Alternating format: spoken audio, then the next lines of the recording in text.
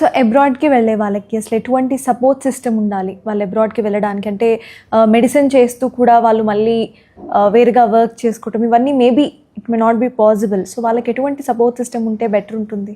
Support system అనేది 100% పిల్లలకి need ఉంటుందండి. రీజన్ ఏంటంటే అక్కడికి వెళ్తున్న పిల్లల్ని చూస్తే మీరు 17-18 ఇయర్స్ కేటగిరీలో ఉన్న పిల్లలు వెళ్తారు, ఏజ్ గ్రూప్ వాళ్ళు.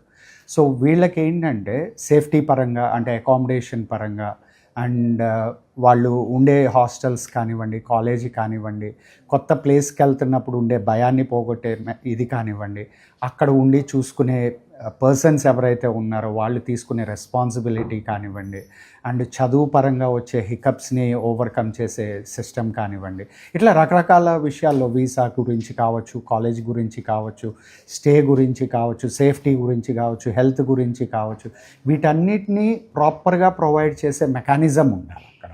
సో ఆ సపోర్ట్ సిస్టమ్ అనేది ఉన్నప్పుడు పిల్లలు ఏంటంటే కంఫర్టబుల్గా వేరే టెన్షన్స్ ఏం లేకుండా హ్యాపీగా ఓన్లీ చదువు మీదే ఫోకస్ చేస్తారు.